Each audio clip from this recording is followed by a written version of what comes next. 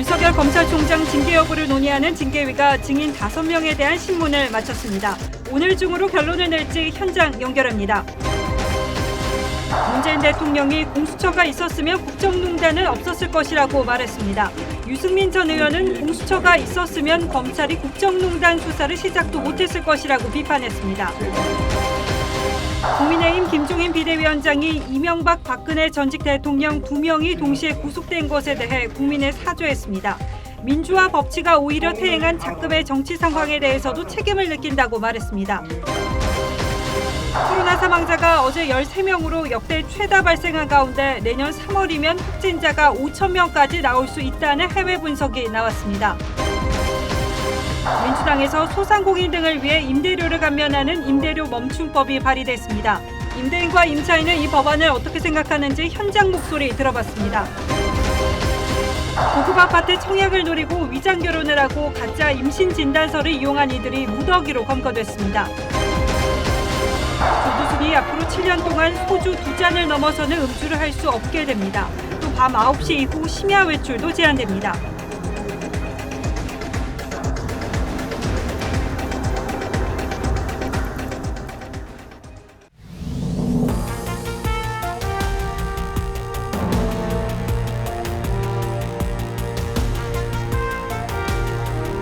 안녕하십니까. 뉴스9의 신동욱입니다. 윤석열 총장의 운명을 가를 2차 징계위가 지금 과천 법무부에서 열리고 있습니다. 아직 최종 결과가 나오지 않았습니다만 분위기는 오늘 중으로 결론을 내릴 가능성이 높아 보인다고 합니다. 시간은 벌써 11시간 가까이 흘렀습니다. 마지막 증인인 한동수 대검 감찰부장에 대한 신문도 모두 끝났습니다. 1시간쯤 전에 징계위가 정회를 했다는 소식이 마지막으로 들어온 소식입니다. 법무부로 먼저 가보겠습니다. 자, 한송원 기자. 네, 법무부에 나와 있습니다. 신문 절차는 거의 다 끝난 것 같은데 결론은 아직도 나오지 않았습니까? 네, 그렇습니다. 징계위는 오늘 의견 절차를 가지고 바로 결론을 낼 것으로 보입니다. 징계위는 방금 전 오후 9시쯤 속개를 했습니다. 징계위원들은 저녁 7시 50분쯤 저녁 식사를 위해 정회했습니다. 이제 속개 후 바로 의결 절차에 들어갈 것으로 보입니다. 마지막 증인인 한동수 대검 감찰부장 신문을 끝내고 윤 총장 측은 최종 의견 진술 준비를 위해 속행을 요청했습니다.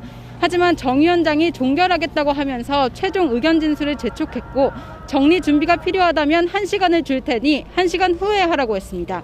윤 총장 변호인 측은 이의를 제기했지만 위원장이 거부하면서 최종 진술을 하지 않았습니다. 징계위는 오늘 오전 10시 30분에 시작했습니다.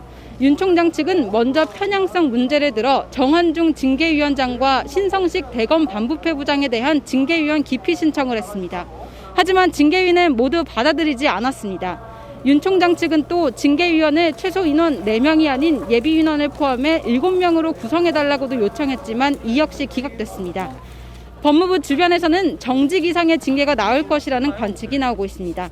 지금까지 법무부에서 TV조선 한송원입니다. 예, 만약 뉴스 중에 결과가 나오면 한송원 기자는 잠시 뒤에 다시 연결하도록 하겠습니다. 오늘 징계위원회에는 증인 6명이 참석했습니다. 증인으로 채택됐던 이성윤 서울중앙지검장과 정진웅 광주지검 차장검사는 나오지 않았습니다. 특히 눈길을 끈 건 또다시 심재철 검찰국장이었습니다. 심 국장은 이번 사태의 핵심 인물로 꼽히고 있는데 징계위가 돌연 심 국장의 증인 채택을 취소해버렸습니다. 이를 두고 윤 총장 측이 다시 크게 반발했습니다. 백연상 기자가 그 이유를 설명하겠습니다. 윤석열 총장 징계위원회 증인 신문은 개인별로 1시간 정도씩 진행됐습니다. 의원님도 어떤 질문하셨나요? 알고 있는 바 다 사실대로 진술했습니다. 다만 관심을 모았던 심재철 법무부 검찰국장의 증인 채택은 갑자기 취소됐습니다. 지난주 1차 회의에서 징계위가 직권으로 신 국장을 증인으로 채택한 뒤에 신문 당일 오후에 일방적으로 취소한 겁니다. 징계위가 신 국장의 증인 신문을 진술서로 대체하고 증인 채택을 철회하자 윤 총장 측은 반발했습니다. 진술서에 대해 반박할 게 많다며 증인 신청을 했지만 기각됐습니다. 법조계에서는 위증죄를 피하기 위한 꼼수라는 지적이 나왔습니다. 또 절차적인 흠결을 피하려는 징계위의 계산이라는 분석도 있습니다. 한 법조계 관계자는 징계위원이었던 신 국장이 증인이 되면 판사가 증인까지 하는 모양새가 되기 때문에 향후 법정에서 위법성이 지적될 수 있다고 했습니다. 이성윤 서울중앙지검장과 정진웅 광주지검 차장검사는 출석하지 않았습니다. 추미애 장관 측 인사 가운데는 한동수 대검 감찰부장만 증인으로 출석해 맨 마지막 순서로 증인 신문을 받았습니다. TV조선 백연상입니다. 오늘 2차 심의에선 추미애 장관이 징계 사유로 제시한 윤 총장의 6가지 비위 혐의에 대해서 본격적인 심의가 이루어졌습니다. 특히 이 6가지 사유 중에 핵심인 판사 사찰 의혹에 대한 징계위의 판단이 윤 총장의 운명을 가를 것으로 보입니다. 이재중 기자가 그 핵심적인 내용을 설명하겠습니다. 징계위원회 증인 신문을 마치고 법무부 건물을 빠져나오는 손준성 대검찰청 수사정보 담당관. 징계위에서 어떤 말씀 하셨나요? 네, 사실대로 잘 증언했습니다. 네. 오늘 징계위의 첫 증인으로 등장한 손 담당관은 추 장관이 제시한 6가지 징계 사유 중 핵심으로 꼽히는 이른바 법관 분석 문건을 작성한 당사자입니다. 오늘 징계위에선 문건이 사찰에 해당하는지를 놓고 양측의 치열한 공방이 벌어졌습니다. 특히 윤 총장 측은 손 담당관을 상대로 적극적인 반대 신문을 펼친 것으로 전해졌습니다. 손 담당관은 해당 문건이 이미 공개된 자료로 만들어졌고 일선 검찰청에 배포하지 않았다는 점 등을 강조한 것으로 알려졌습니다. 또 문건이 심재철 검찰국장과 한동수 감찰부장을 통해 법무부 감찰 담당관실에 전해진 과정에 문제가 없었는지에 대한 논의도 있었던 것으로 전해졌습니다. 법무부 감찰 담당관실 파견 근무 당시 문건이 죄가 되지 않는다는 검토 의견을 냈지만 묵살됐다고 증언한 이정화 검사에 대한 신문도 진행됐습니다. 정치 중립 훼손 문제도 쟁점입니다. 하지만 퇴임 후 국민을 위해서 어떻게 봉사할지 천천히 생각해보겠다는 윤 총장 발언이 징계 사유가 되는지는 여전히 논란거리입니다. TV조선 이재중입니다. 징계위가 열린 법무부 청사는 하루 내내 취재진으로 북적였고 대검은 폭풍 전야의 긴장감이 감돌았습니다.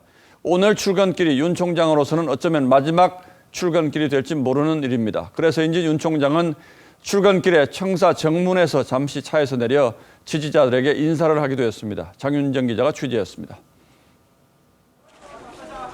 윤석열 검찰총장에 대한 징계위원회 2차 회의는 오전 10시 34분쯤 시작됐습니다. 증인신문 속도는 예상보다 빨랐습니다. 윤 총장 측 변호인은 적극적으로 질문에 나선 반면 징계위원들은 듣는 쪽에 집중한 것으로 전해졌습니다. 오전에는 재판부 분석 문건을 작성한 손준성 대검 수사정보 담당관에 대한 신문이 진행됐습니다. 오후 2시에 재개된 증인신문은 채널A 사건 수사 관련자인 박영진 울산지검 부장검사와 감찰 패싱 논란이 일었던 류혁 법무부 감찰관, 법무부 감찰관실에 파견됐던 이정화 검사 순서로 이어졌습니다. 5시 15분부터는 판사 분석 문건과 관련해 대검 수사정보 담당관실을 압수수색한 한동수 감찰부장에 대한 신문이 진행됐고 증인신문은 오후 7시 30분쯤 모두 끝났습니다. 윤 총장 측이 최종 의견 진술을 위해 한 기일 더 진행할 것을 요청했지만 징계위가 오늘 종결하겠다며 즉시 진술할 것을 요구했습니다. 윤 총장 측은 이의를 제기했지만 역시 받아들여지지 않으면서 징계위는 윤 총장 측 최후 진술 없이 오후 7시 50분에 끝났습니다. 윤석열 총장은 출근길에 차에서 내려 지지자들에게 감사 인사를 전해 눈길을 끌었습니다. 5일차 질서를 앞세우며 눈물로 질서를 보상하고 경위와 진의 공방을 추미애 장관은 징계위가 한창인 오후 3시 반쯤 SNS에 과천 산책로에서라는 제목의 글을 올렸는데 꺾일 수 없는 단단함으로 단련되어야 봄이 늘 머물 수 있다고 썼습니다. TV조선 장윤정입니다. 예, 아마 지금 서초동 대검 간부들도 징계위 결정을 지켜보기 위해서 지금 퇴근을 못하고 있지 않을까 싶은데 지금 대검찰청의 분위기는 어떤지 확인해 보도록 하겠습니다. 이채연 기자. 자, 윤석열 대검찰청에 나와 있습니다. 예, 윤석열 총장은 퇴근을 했습니까? 네, 징계위 심의에 나가지 않고 대검찰청에 출근한 윤석열 총장은 3시간 전인 6시 17분쯤 퇴근을 했습니다. 평소처럼 8층 집무실에서 현안 보고를 받았고요. 현재는 자택에서 징계위의 결정을 기다리고 있는 것으로 보입니다. 윤 총장은 징계위 결론이 어떻게 나든 이에 대한 취소 소송과 가처분 성격의 집행정지를 서울행정법원에 신청할 예정입니다. 윤 총장 측 특별변호인은 수차례 법적인 조치를 예고한 바 있습니다. 겉으로 별다른 움직임은 없지만 오늘 대검찰청은 물론 중앙지검도 징계위 소식에 뒤숭숭한 분위기였습니다. 어제 정의도 부장검사 등 일부 검사들은 내부망에 징계위원 구성에 대한 문제를 지적하는 글을 올렸는데요. 법무부가 중징계를 밀어붙일 것이다. 정직 3개월로 결론이 날 가능성이 높다. 정직 후에는 고위공직자 범죄수사처를 동원해 검찰총장을 엮을 것이다. 이런 반응까지 나오고 있습니다. 징계위의 결론에 따라 윤 총장의 직무정지 직후에 나왔던 검찰의 반발이 더 커질 것이라는 전망까지 나옵니다. 지금까지 대검찰청에서 TV조선 이채연입니다. 예, 앞서 법무부에 나가 있는 한송원 기자가 전해온 얘기는 징계위원회가 저녁 7시 50분쯤에 정회를 했고 조금 전에 막 속개를 했다고 합니다. 그러니까 어쩌면 이 뉴스 진행 중에 결론이 날 가능성도 있어 보이는데 법조팀 김태훈 기자에게 자세히 좀 물어보겠습니다. 자, 김 기자, 어쨌든 분위기는 오늘 결론이 날 가능성이 높다 뭐 이런 거죠.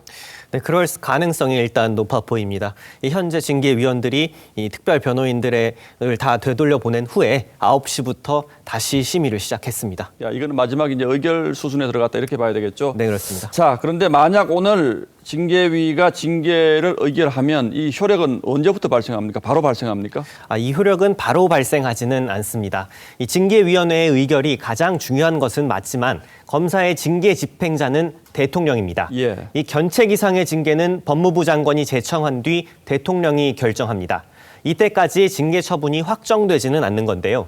이 통상적으로 대통령의 일정에 따라 수일에서 보통 보름 이상 걸리기도 했는데 이번 사안은 국민적 관심도가 높고 정권의 부담이 가는 만큼 문 대통령이 이 최대한 신속하게 이 결단을 내릴 것이라는 예상이 많습니다. 예, 뭐 그렇긴 하겠습니다만 만약에 중징계로 나오면 윤석열 총장 측은 소송하겠다 지금 이렇게 예고한 상태 아닙니까? 네, 그렇습니다. 윤 총장 측은 앞서 리포트에서도 보셨듯이 이번 감찰 시작부터 징계위의 전 과정이 이 대부분 절차적으로 하자가 있다는 입장입니다. 이 공정성을 전혀 담보받을 수 없고 사실상 검찰총장 찍어내기라는 인식도 하고 있습니다. 이미 헌법재판소에 징계위 구성 관련 법률은 위헌이라며 헌법소원을 제기한 상태고 예. 징계 자체에 대한 불복도 예견된 수순이라는 분석이 많습니다. 이 징계 결정 자체에 대한 본안 소송과 함께 이 소송 판단이 나올 때까지 징계 효력을 멈춰달라는 가처분도 신청할 전망입니다. 예, 이 이제 가처분 신청이 받아들여지면 지난번 직무정지 가처분 신청 때처럼 이제 곧바로 윤 총장은 업무에 복귀할 수도 있겠군요. 네, 그렇습니다. 윤 총장한테는 이 가처분 소송이 어떻게 보면 본안 소송보다도 더 중요한 상황입니다. 예. 이 통상 소송에 걸리는 시간을 보면 최종 판단까지 아무리 서둘러도 수개월 이상 걸릴 것이라는 전망이 많습니다. 윤 총장의 임기가 내년 7월까지인데 가처분 신청이 받아들여지지 않는다면 본안 소송을 승리한다고 해도 총장으로서의 업무는 수행이 불가능한 겁니다. 자, 뭐 만약에를 전제로 합니다만 가처분 신청이 받아들여지지 않아서 윤 총장이 업무에 복귀하지 못하면 그동안 이제 소송이 진행되는 동안 검찰은 누가 있을 겁니까? 네, 그것도 이제 아직 징계 결정이 안 나왔으니까 징계 수위를 좀 봐야 하는데요. 예. 견책이나 감봉 등의 경징계라면 윤 총장이 일단 총장직을 계속 수행을 하고요. 그렇죠. 만약에 징계위 의결이 정직 수준이라면 이 검찰총장의 빈 자리를 조남관 대검찰청 차장검사가 우선 직무 대행을 하게 됩니다. 예. 하지만 이 면직 이상의 징계가 의결된다면 이 정부로서는 새 검찰총장 인선에 착수할 수밖에 없는데요. 이 경우에 징계안에 불복하는 윤 총장과 더불어 이 사상 초유의 2명의 총장 시대가 열릴 가능성도 있습니다. 예, 뭐 그동안 정말 한 번도 경험해 보지 못한 초유의 사태라서 저희가 뭐라고 얘기하기가 참 어려운데 어쨌든 윤 총장 측은 징계 사유도 납득할 수 없고 절차도 지금 위법한 것이 많기 때문에 전혀 인정할 수 없다 이런 건데 만약에 법적 대응한다면 우리 김 기자 보기에는 승산이 있다고 봅니까? 참 조심스러운 부분입니다. 예. 함부로 예단하기는 힘든 상황인데요. 그래서 일단 먼저 그동안의 유명한 사건들을 몇 가지 소개해드리겠습니다. 예. 이 이른바 돈봉투 만찬을 했다 하면서 이 면직 처분됐던 이영렬 전 서울중앙지검장, 이 행정소송 끝에 명직이 취소된 바 있습니다. 같은 혐의로 면직 처분을 받았던 안태근 전 검찰국장 역시 행정소송을 승소했습니다. 예. 이 이유는 공익을 감안해도 너무 무거운 징계라는 겁니다. 법원은 징계위원회의 재량권 남용이라고 이들을 판시한 바 있습니다. 이 반대로 고 김홍영 검사에게 폭행과 폭언을 해 죽음으로 내몰았다는 혐의가 확정된 김대현 전 부장검사에게는 해임이 확정됐습니다. 불복 소송을 냈지만 패소했고요. 또 진경준 전 검사장에 대해서도 이 해임이 확정된 바 있습니다. 이 결국 징계 사유 여부는 징계 사유는 물론 이 수위가 적절했는지에 대해 법원이 종합적으로 판단을 하게 됩니다. 예, 결국은 뭐 결론이 어떤 방향으로 나든지 간에 상당 기간 논란은 또 계속될 수밖에 없는 이런 상황 같은데 어쨌든 방향은 결정이 됐잖아요. 이렇게 되면 추미애 장관은 앞으로 어떻게 될까요?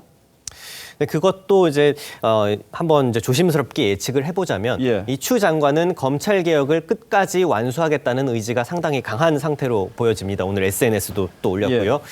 그런데 윤 총장에 대한 징계를 의결하는 과정까지 다소 거친 방법을 동원해 현 정권에 부담이 되고 있다는 이 분석이 안팎으로 많습니다. 이 정치권에서 윤 총장과 동반 퇴진론이 꾸준히 제기되는 이유기도 합니다. 윤 총장 징계 수위가 아직은 결정 안 됐으니까 이건 좀 더 지켜보죠. 예, 만약에 지금 오늘 그 뉴스 시간 중에 징계 결정이 난다면 김태훈 기자가 좀 기다렸다가 다시 한번 설명을 해주세요. 네, 알겠습니다.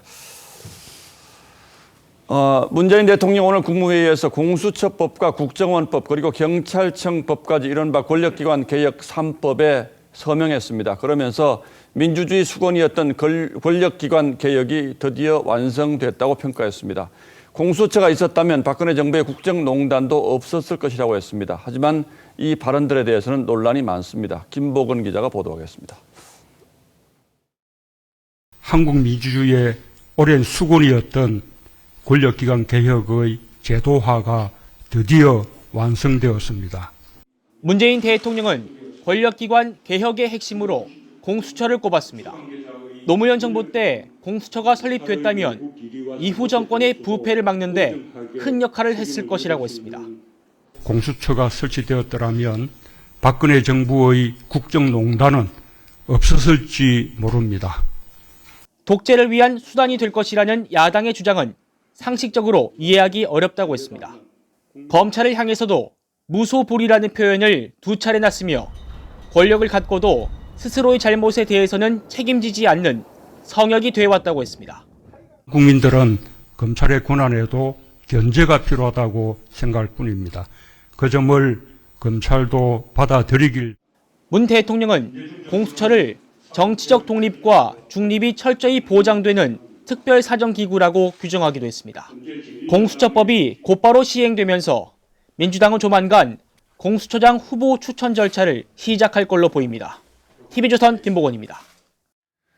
문재인 대통령은 공수처에 대해서 정치적 중립이 생명이라고 다시 한번 강조했습니다. 하지만 여당이 약속했던 야당의 비토권을 삭제해놓고 대통령이 정치적 중립을 말하는 건 앞뒤가 맞지 않는다고 야당은 강하게 반발했습니다. 대통령 오늘 발언 가운데 논란이 될 만한 부분들을 조정린 기자가 하나하나 짚어드리겠습니다. 공수처는 무엇보다도 정치적 중립이 생명입니다. 국민의힘은 법까지 바꿔 공수처장마저 입맛대로 지명하려 하면서 정치적 중립을 언급한다는 것은 자가당착이라고 비판했습니다. 여당은 당초 야당의 비토권 보장을 약속했지만 공수처장 후보 선정에 있어서 비토권을 행사할 수 있도록 하는 내용이 되어 있습니다. 야당의 비토권이 확실히 인정되는 정치적 중립성을 갖는 방식으로 되어 있습니다. 정의당 장혜영 의원은 이미 독립성과 중립성을 상실한 상태로 출범하기 때문에 끝없는 정쟁의 소재가 될 것이라고 비판했습니다. 공수처는 검찰권을 약화시키는 괴물 같은 조직이 아닙니다. 정원이 검사 25명, 수사관 40명에 불과하여 법조계에선 다른 수사기관이 고위공직자 범죄를 인지한 경우 즉시 공수처에 통보해야 하는 공수처법 24조 2항이 권력형 비리에 대한 검경 수사의 독립성을 해치는 독소 조항이 될 거라 지적합니다. 특히 청와대 하명 수사 의혹과 월성 원전 수사 등 주요 권력 수사를 언제든지 가져갈 수 있습니다. 검찰이 수사하니까 이것을 막고 피하기 위해서 그것도 안심이 안 돼서 공수처를 만들어서 자기 사람 심어서 사건 빼앗아오고. 고 노회찬 의원이 2016년 발의한 공수처 설치법은 정치적 중립을 위해 공수처장 후보자를 대법원장이 추천토록 하고 국회가 여야 합의로 통과시키도록 한 바 있습니다. TV조선 조정린입니다. 김종인 국민의힘 비대위원장이 이명박, 박근혜 두 전직 대통령 구속 사태에 대해 사과했습니다. 당이 그동안 국민을 두려워하지도 반성하지도 못했다고 했습니다. 그래서인지 5분 남짓 짤막한 회견이었습니다만 사죄, 반성이라는 말이 여러 차례 나왔습니다. 예상과 달리 공개적인 당내 반발은 거의 없었습니다. 박경준 기자의 보도 먼저 보시고 이 사과가 가지는 의미는 잠시 뒤에 자세히 해설해드리겠습니다. 국민 여러분께 간절한 사죄의 말씀을 드리려고 이 자리에 섰습니다. 백지로 된 배경막 앞에 선 김종인 위원장은 대통령의 잘못은 집권당의 잘못이라며 두 전직 대통령 구속에 대해 사과했습니다. 통치 권력의 문제를 미리 발견하고 제어하지 못한 무거운 잘못이 정경유착, 최순실 국정농단에 대한 반성과 함께 당의 공부수성, 국민을 두려워하고 반성했어야 했지만 그러지 못했다고 했습니다. 5분 남짓한 회견에선 사죄, 반성이란 단어가 10여 차례 나왔습니다. 탄핵을 계기로 우리 정치가 더욱 성숙하는 기회를 만들어야 했는데 민주화 법치가 오히려 퇴행한 작금의 정치 상황에 대해서도 책임을 느끼며 지난 8월 광주에서 무릎을 꿇는 모습으로 호남 민심에 다가간 데 이어 이번 탄핵 사과에선 돌아선 중도층의 진정성을 강조한 것으로 해석됩니다. 주호영 원내대표를 통해 사과문 초안이 미리 공유되는 등 사전 공감대가 형성되면서 당내 반발 기류도 수그러들었습니다. 당의 최다선인 정진석 의원은 진솔한 반성과 성찰을 통해 거듭나겠다는 다짐을 국민께 드린 것이라고 평가했습니다. 민주당 이낙연 대표는 사과는 잘한 일이라고 했고 정의당도 공감한다고 논평했습니다. TV조선 박경준입니다. 예, 앞서 보신 것처럼 두 전직 대통령 구속에 대한 김 위원장의 사과문을 보면 진정성을 보여주기 위해서 신경을 쓴 흔적이 여러 군데서 느껴집니다. 지금부터는 정치부 야당 반장 김수홍 기자에게 그 의미를 좀 더 자세히 물어보도록 하겠습니다. 자, 김 기자 어서 오십시오. 네. 자, 그동안 사실 당 안팎에서 좀 반발 기류도 있었는데 결국 김종인 위원장의 의지가 강했다고 봐야 되겠죠? 그렇습니다. 사실 탄핵 사태 이후에 이 보수 정당에 대한 이 관심이 회복될 계기가 없었던 게 사실입니다. 예. 특히 중도와 30, 40대가 등을 돌리면서 지난 총선에서도 참패를 했죠. 김 위원장은 취임 때부터 5.18과 전직 대통령 구속 사태에 대한 사과가 중도층의 마음을 돌리는데 꼭 필요한 절차라고 보고 그 시기를 조율해왔습니다. 예. 문재인 정부에 실망한 민심에 이 대안정당으로 거듭나는 일종의 이 출발선이라고 보는 거죠. 자, 그동안 이 시기를 둘러싸고는 좀 논란이 있었던 것 같아요. 그런데 오늘 이제 윤석열 총장 징계위원회가 지금 열리고 있지 않습니까? 그래서 네. 이 시기와 어떤 관련이 없느냐 이렇게 보는 분들도 있는 것 같은데 그건 어떻습니까? 네, 일단 오늘 김 위원장이 들고 있던 원고를 보면요. 예. 12월이라는 표시만 있고 날짜가 공란으로 돼 있었습니다. 예.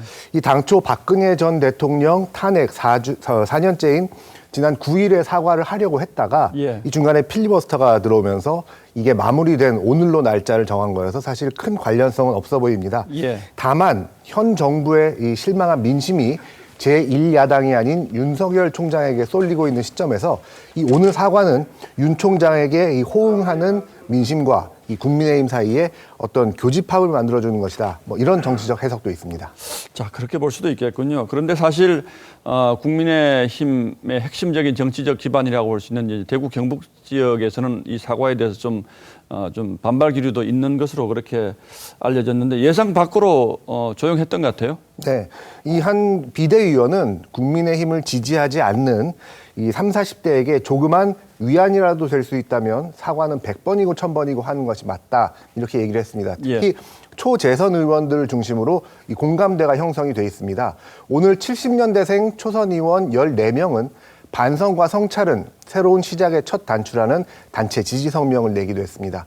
또 4선 김기현 의원은 사과는 굴욕이 아니라 용기 있는 진심이라면서 문재인 정권에 맞서 수권 정당으로 인정받기 위한 전환점으로 삼겠다 이렇게 밝혔는데요. 김 위원장의 구상과 정확히 같은 맥락입니다. 여당 쪽 분위기도 좀 묘한데 네. 이를테면 이낙연 대표, 민주당 대표 같은 경우에는 이제 후한 점수를 줬는데 또 뭐 여권 일각에서는 이게 진정성 있는 사과냐 이런 얘기들도 나왔죠. 그렇죠. 선거용이라는 거죠. 예. 이 노웅래 최고위원은 추측컨대 의원들 대부분이 동조하지 않았을 것이라면서 주호영 원내대표를 비롯한 당 지도부 전체가 나서서 진심으로 사죄하라 이렇게 얘기를 했고요.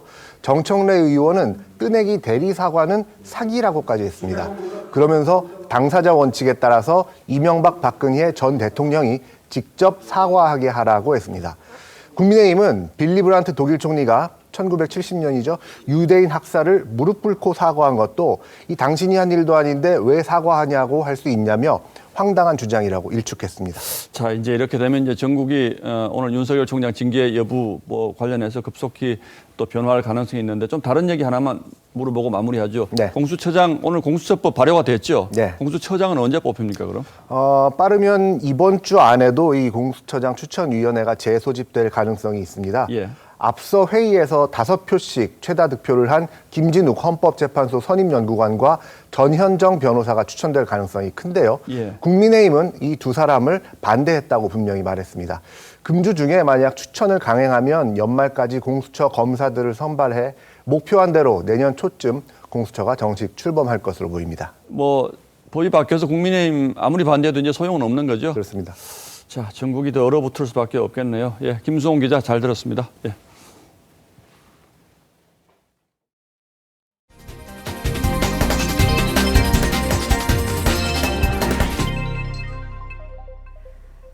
계속해서 코로나 상황 전합니다. 신규 확진자가 900명을 육박했는데 사망자가 13명으로 코로나 발생 이후 최고로 집계됐습니다.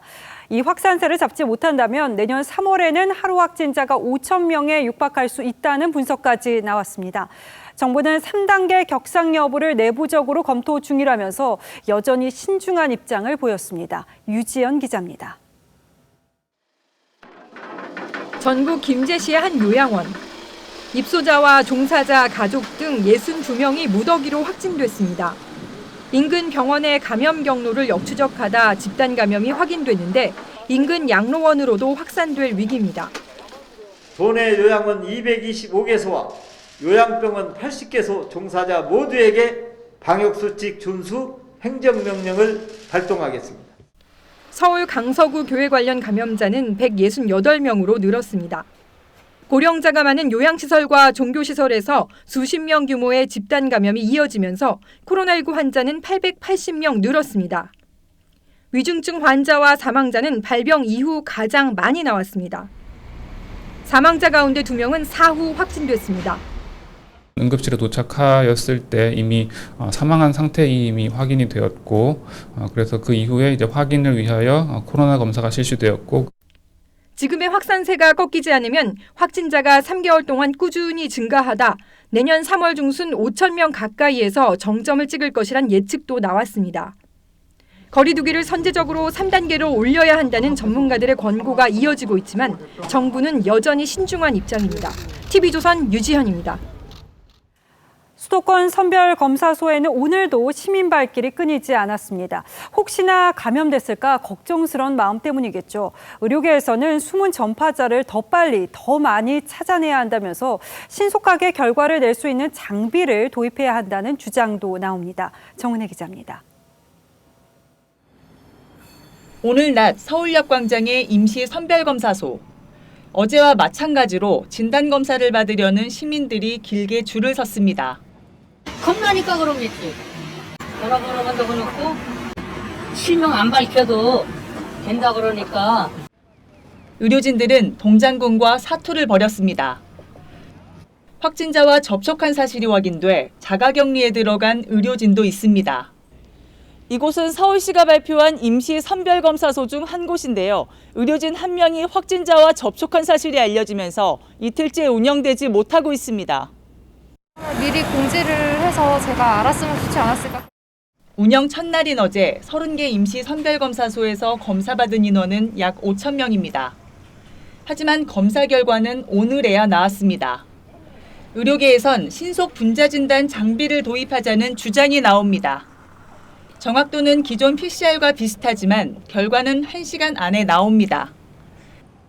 그 키트 하나에다가 그 모든 과정을 다 압축해서 집어넣고 거기에 검체를 바로 접종한 다음에 장비에 걸면은 검사 결과가 나오는 데까지 걸리는 시간은 30에서 45분 정도.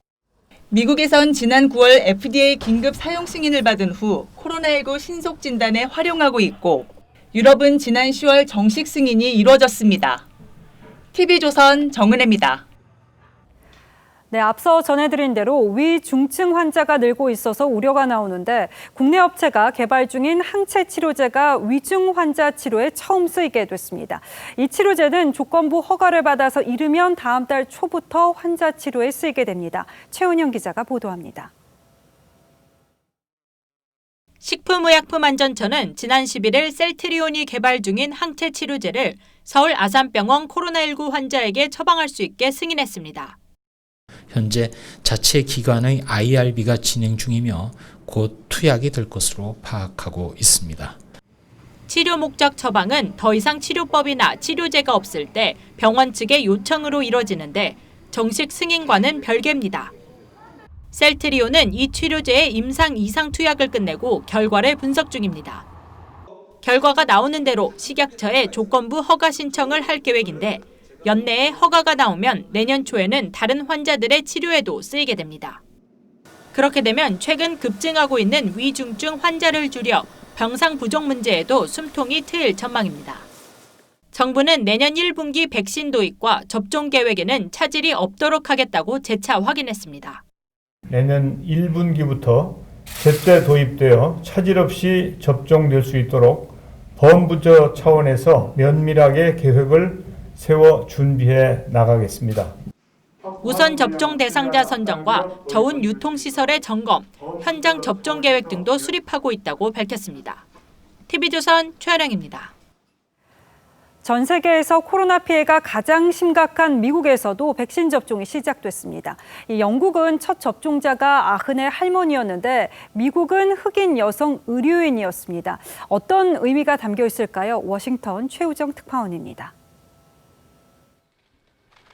자메이카계 흑인 이민자인 샌드라 린지가 주사를 맞습니다. 화이자 백신입니다. 린지는 중환자실 간호사로 그동안 코로나와 사투를 벌여왔습니다. 미국 1호 접종자가 린지가 된 건 아픈 역사 때문입니다. 과거 미국 정부는 흑인들을 상대로 생체 실험을 많이 해왔고 이런 이유로 비백인들은 백신 접종 자체를 기피하는 경향이 있습니다. I feel great. It didn't feel any different from receiving my annual influenza vaccine. I encourage everyone to take the vaccine. 오늘 접종국 대열에 든 캐나다와 세계에서 처음 접종한 영국은 고령자에게 우선 접종했습니다. We know that lack of trust is a major cause for reluctance, especially in communities of color. 크리스토퍼 밀러 국방장관 대행도 맞았습니다. 백악관은 상황실 요원과 비밀 경호요원, 의료팀, 각 군의 참모 등을 조기 접종 대상으로 지목했습니다. 다만 트럼프 대통령과 펜스 부통령 등은 대상에서 뺐습니다. 초기 물량은 한정돼 있고 당장 급한 현장 인력들이 많은데 정부 고위직들이 이들의 몫을 빼앗는 걸로 보일까 우려한 거라고 미국 언론들은 보도했습니다. 워싱턴에서 TV조선 최우정입니다. 거리두기 3단계 격상이 임박했다는 전망에 시민 혼란이 이어집니다. 3단계 발령 시 미용실과 백화점 등의 집합 금지 조치가 내려지기 때문인데 시민은 머리 손질이라도 미리 해둬야 하는 건지 또 마트 장보기마저 막히는 건 아닌지 걱정입니다. 자영업자들은 언제 내려질지 모를 영업 정지 통보에 불안해하고 있습니다. 김자민 기자가 취재했습니다. 직원 7명을 두고 종로에서 미용실을 운영하는 신나율 씨. 가뜩이나 손님이 줄어 인건비 감당도 빠듯한데 거리두기 3단계 가능성이 거론되자 가슴이 철렁합니다. 어느 정도 지원을 해줘야지 저희도 대책을 세울 수 있을 것 같은데 그게 아니면은 조금 막막하기도 하고 답답하기도 하고. 소비자들은 도대체 어떤 걸 미리 준비해야 하는지 혼란스럽습니다. 머리를 뭐 깎아야 될지 아니면 뭐 식료품을 또 대량적으로 뭐 구매를 해야 될지 조금 걱정을 하고 있어요. 사회적 거리두기가 3단계로 격상되면 미용실과 네일샵 등은 모두 문을 닫아야 하고 백화점과 결혼식장 역시 영업이 중단됩니다. 식당은 8제곱미터당 1인으로 이용 인원이 제한돼 사실상 혼밥을 해야 합니다.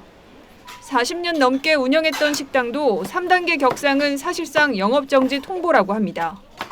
문을 닫든지 그렇게 해야죠. 마지막으로 쉬게끔 해가지고 3단계 올라가면은. 대형마트도 3단계 돌입 시 원칙상 집합금지 대상이지만 정부가 명확한 가이드라인을 제시하지 않으면서 국민 혼란은 더 커지고 있습니다. TV조선 김자민입니다. 아동 성범죄자 조두순이 앞으로 7년 동안 소주 2잔을 넘어서는 음주를 할 수 없게 됩니다. 또 밤 9시 이후 심야 외출도 제한됩니다. 이 밖에도 조두순 행동마다 제약이 따르게 되는데 조두순이 거주하는 지역 주민 불안과 불편 호소는 계속되고 있습니다. 김승동 기자가 들어봤습니다. 조두순은 출소한 뒤 나흘 동안 한 번도 집 밖으로 나오지 않았습니다. 하지만 조두순 집 주변에는 유튜버들이 몰리며 주민 불편 신고가 100건 넘게 이어졌습니다. 안산시는 오늘 조두순 거주지 관련 유튜브 영상 삭제와 실시간 방송 중단을 요청했습니다. 그냥 가까이 있다는 자체가 그냥 불안해요. 사람들도 그냥 더 호기심을 하고 왔었잖아요. 너무 불편하지만. 법원은 오늘 검찰이 조두순을 상대로 청구한 특별 준수사안 가운데 5개 항목을 받아들였습니다. 조두순은 전자발찌를 부착하는 7년 동안 밤 9시부터 새벽 6시까지 심야 시간 외출이 금지됩니다. 또 집 밖에서 술을 마실 때는 음주량과 장소 등을 보호관찰소에 미리 신고해야 합니다. 음주량은 소주 2잔 정도인 혈중 알코올 농도가 0.03%를 넘지 않도록 제한됩니다. 학교나 놀이터 등 어린이 놀이시설 출입과 피해자와 200m 이내 접근도 금지됩니다. 과거 다른 전자감독 대상자들에 비하여서 매우 구체적이고 강화가 됐다 이런 생각이 듭니다. 조두순 출소 이후 등하굣길 안전 우려가 커지면서 한 초등학교에서는 전교생에게 안심 호루라기를 지급하는 등 성폭력 유괴 예방 대책을 강화하고 있습니다. TV조선 김승돈입니다. 발달 장애를 가진 30대 아들이 어머니 죽음을 반년이 지나 노숙 중에 세상에 알렸다는 소식에 헛헛한 마음 가지신 분들 많을 텐데요. 이들 모자는 송파구 세모녀 사건 등 이전 사례와 마찬가지로 부양 의무자 기준이 복지 사각지대에 놓이게 한 것으로 드러났습니다. 또 이 장애 등록을 위해서는 수백만 원의 돈이 드는 것도 이들 모자를 비극으로 내몬 것으로 파악됐습니다. 오늘은 또 드러난 복지 허점에 포커스를 맞췄습니다. 지난달 초 서울 이수역 앞 바닥에 앉은 남성이 앞에 상자를 넣고 구걸을 하고 있습니다. 잠시 후 다가와 말을 거는 여성에게 모금함을 가리키는 남성. 발달장애인 36살 최모 씨입니다. 엄마가 돌아가셨다. 도와달라고 쓴 쪽지도 있었죠. 어느 노숙인을 쫓아서 막 오고 있었어요. 근데 여기 또박또박 쓴 그 종이 쪽지 앞에 놓고 구걸하고 계셨습니다. 장애로 인해 의사소통이 제대로 되지 않아 최 씨의 어머니 김모 씨가 7개월 전 숨진 뒤 집에 방치돼 있다는 걸 알아채는데 한 달이 걸렸습니다. 왜 이렇게 됐을까? 이들은 2008년 11월부터 100개월 넘게 건강보험료를 내지 못해 지자체의 위기가구로 통보돼야 합니다. 그런데 숨진 김 씨가 2018년부터 기초수급자 지원을 받고 있어 목록에서 빠졌습니다. 이 가구 같은 경우에 주거급여 수급이라서 일단 기초생활보장제도권 내에 들어와 있다라고 판단을 하고 그분들은 제외하고. 주민센터에서도 한두 차례 방문했었지만 외출 중이라 집이 빈 걸로만 알았습니다. 코로나로 인한 비대면 면담 방침에 자세한 사정을 파악하기 어려웠다고 합니다. 가정 방문이나 이런 것들을 또 원하지 않고 당신 스스로가 도움받는 게 좀 꺼려진다 이제 이런 입장이셨기 때문에 아들의 발달장애 상태로 볼 때 추가적인 복지 혜택을 받아야 마땅하지만 장애 등록이 돼 있지 않았습니다. 장애 등록을 위한 진단과 치료에만 수백만 원이 들어가 엄두를 내지 못했던 거죠. 그 정신 상담하는데 한 40에서 70만 원 들어간다 그러더라고요. 6개월 정도의 그 병원 진료 내역이라든지 그런 게 있어야지 된다 그래서 결국 김 씨와 최 씨는 근로 능력이 있는 2인 일반 가구로 분류됐습니다. 2014년 송파 세 모녀 사건이나 지난해 배를 골다 숨진 관악구 탈북민 모자처럼 복지 사각지대에 놓였던 겁니다. 국가 복지 시스템이 놓친 안타까운 죽음들을 언제까지 지켜봐야만 할지. 뉴스라인 포커스였습니다.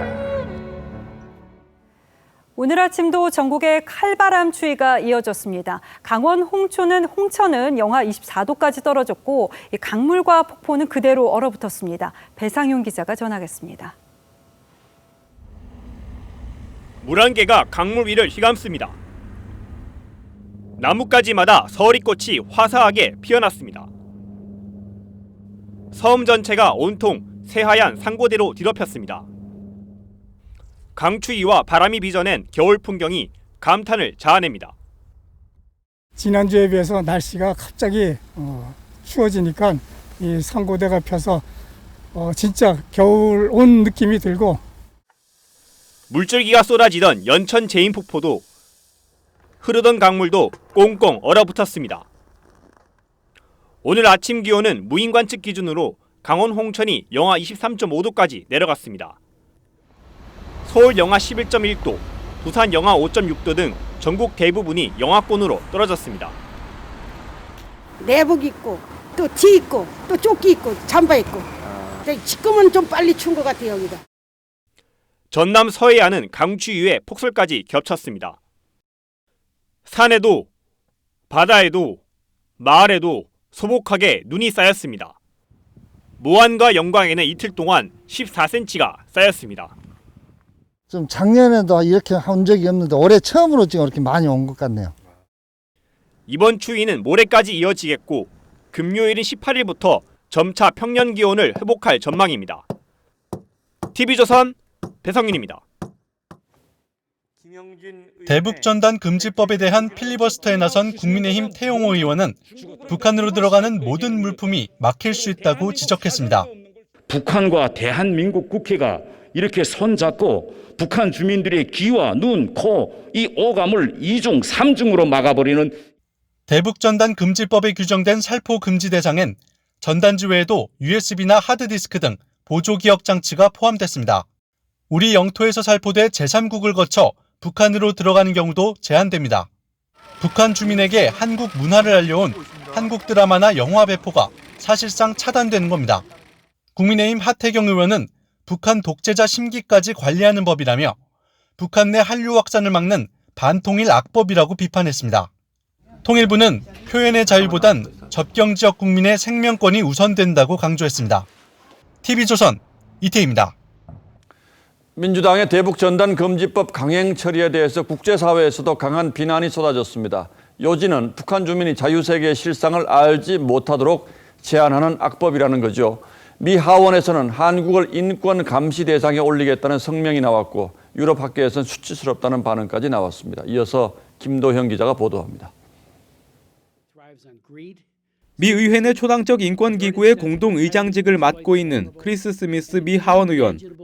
대북전단 금지법에 대해 한국 헌법과 국제규약 위반이라며 한국을 인권감시 대상에 올릴 것이라고 비판했습니다. 북한 인권 문제 해결에 우선순위를 둔 바이든 정부 출범을 앞두고 한미 관계에 부정적 영향을 줄 수 있다는 걱정이 나옵니다. 미국 북한인권위원회의 그렉 스칼러트 사무총장은 북한의 외부 정보 차단이 더 심화될 것이라고 지적했습니다. 한반도의 평화와 번영을 위해서 준비하려면 북한 주민들에게 더욱더 많은 정보를 전달해. 로버타 코엔 브루킹스 연구소 선임 연구원도 북한 주민의 고립을 강화하는 결과를 낳을 것이라고 경고했습니다. 미국뿐 아니라 유럽 학계에서도 수치스러운 날, 우려스러운 전개라는 비판이 잇따랐습니다. 전문가들은 김여정 담화 이후에 대북전단법이 통과된 만큼 북한 지도부의 요구가 더 거세질 수 있다고 우려했습니다. 국제사회의 비판 여론의 외교부는 국제사회와의 소통 노력을 계속해 나가겠다고 밝혔습니다. TV조선 김도영입니다. 한국 시각으로 어젯밤 세계 최대 검색 엔진 구글 접속이 안 되면서 동영상 플랫폼 유튜브 등 구글 주요 서비스가 전부 먹통이 됐습니다. 피해 규모가 상당한데 보상은 더 힘들다고 합니다. 이정민 기자가 보도합니다. 구글 주요 서비스에 접속 장애가 일어난 건 어젯밤 8시 47분쯤. 50분가량 유튜브를 비롯해 지메일, 구글 지도, 플레이스토어 앱 등 로그인을 해야 하는 주요 서비스가 전부 먹통이 됐습니다. 퇴근길에 항상 이제 유튜브 보는데요. 어저께 틀었는데 안 되더라고요. 그래가지고 어플을 한번 끄고 다시 봤는데 하얀 화면이 이제 그대로 나와서 혹시 이제 핸드폰이 잘못됐나. 구글 장애에 따른 소동은 지구촌 곳곳에서 벌어졌습니다. 구글을 통해 수업하는 미 미시간주의 일부 학교는 휴교하기도 했습니다. A global news break, YouTube and Gmail services are still down, they've not fully recovered. 구글 코리아는 내부 저장 공간 할당량 문제로 인한 인증 시스템 장애가 원인이었다며 사과했습니다. 우리나라에서 올해만 벌써 4번의 장애가 발생했지만 구글이 공식 사과한 건 처음입니다.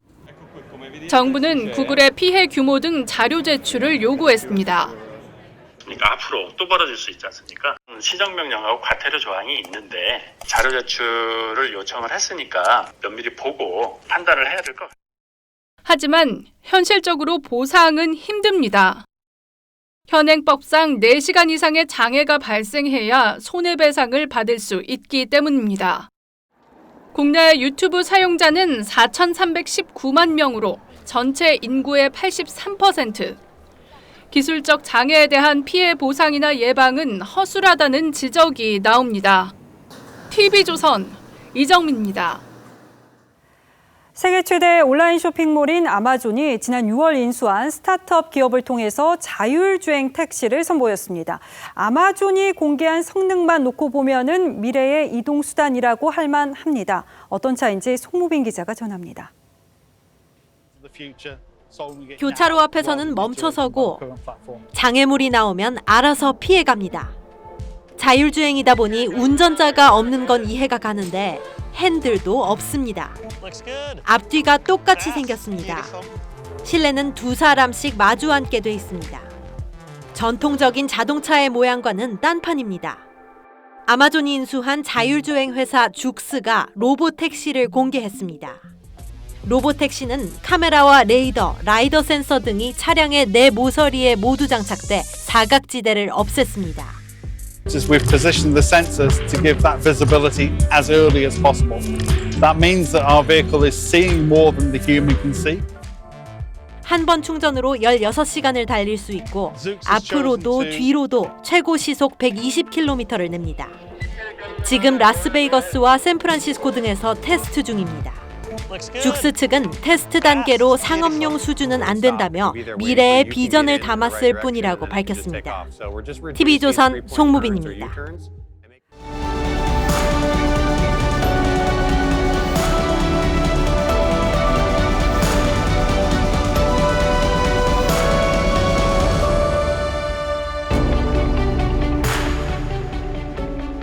참여와 구도의 시인 김현승은 나는 내가 무겁다고 했습니다. 나는 나를 등에 지고 다닌다. 나는 나의 짐이다.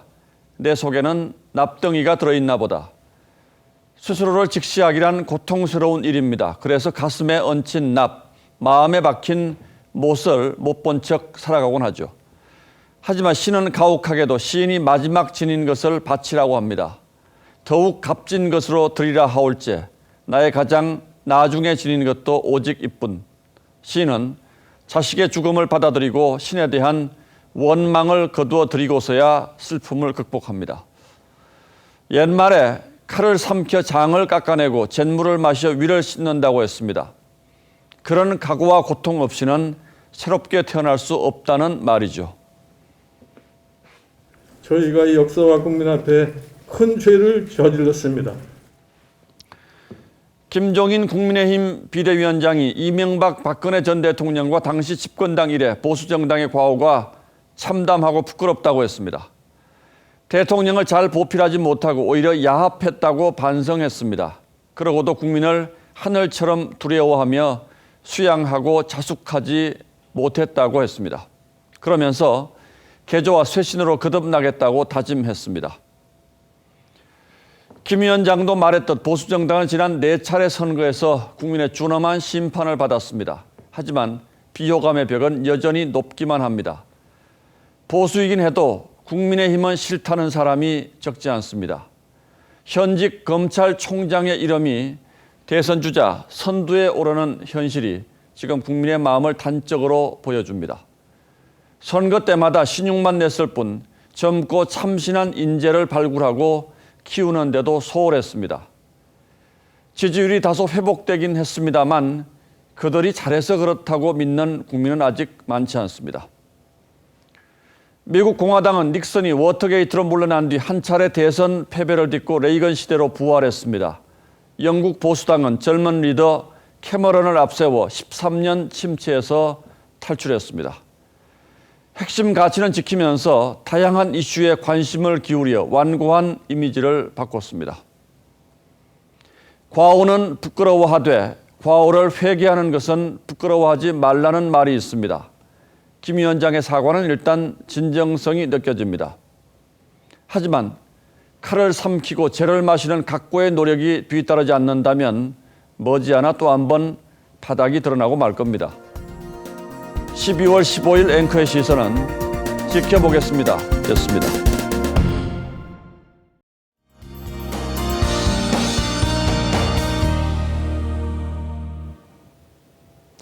오늘도 한파의 기세가 대단했습니다. 이렇게 인공폭포도 꽁꽁 얼려버릴 만큼 강력한 한파였는데요.